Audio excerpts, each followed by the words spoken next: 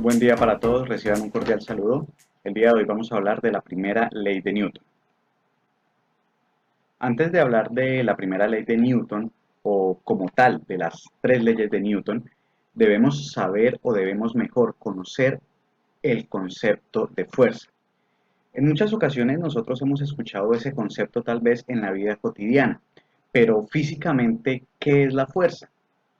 Una fuerza es toda acción que puede variar el estado de reposo o de movimiento de un cuerpo, o bien lo puede deformar. Eso es el efecto de una fuerza, o mejor, el concepto de fuerza. Las fuerzas tienen como tal cuatro características fundamentales. La primera de ellas son los cambios de movimiento. ¿Qué quiere decir esto? Que si yo aplico una fuerza sobre un objeto, puedo hacer que este objeto cambie su movimiento. La segunda es que tienen un efecto. Las fuerzas tienen un efecto. Por ejemplo, en un ejemplo clásico del resorte, yo puedo estirarlo o puedo aplicar una fuerza sobre este y lo puedo deformar. Otra característica de las fuerzas son las fuerzas de contacto y las fuerzas a distancia.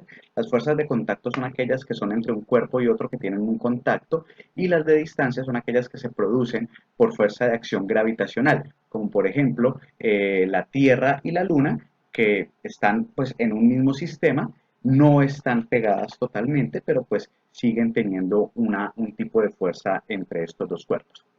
La cuarta característica, que es una de las más importantes, es la unidad de medida de la fuerza. En el sistema internacional de medidas, la fuerza, la cual pues se simboliza con la letra F, se mide en newtons, la N.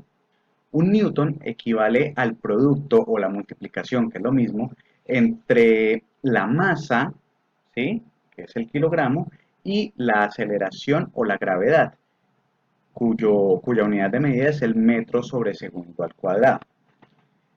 Viéndolo de forma matemática nos quedaría de la siguiente manera. Un newton equivale a un kilogramo, recuerden que kilogramo es la unidad de medida de la masa, por metro sobre segundo al cuadrado, que metro sobre segundo al cuadrado viene siendo la unidad de medida de la aceleración o de la gravedad.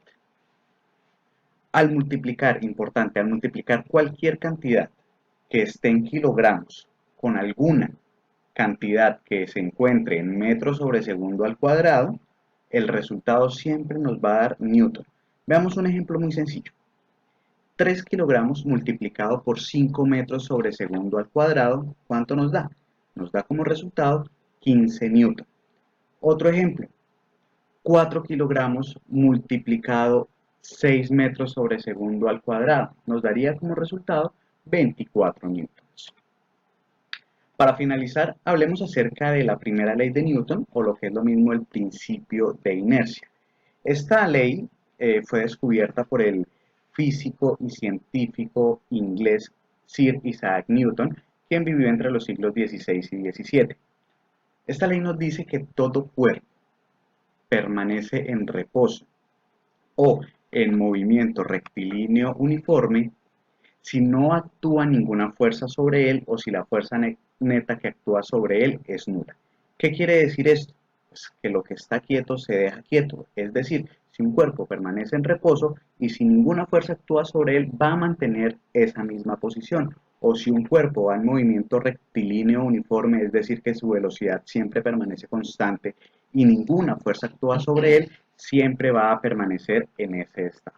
De eso se trata la primera ley de Newton, o lo que también es conocida como principio de inercia.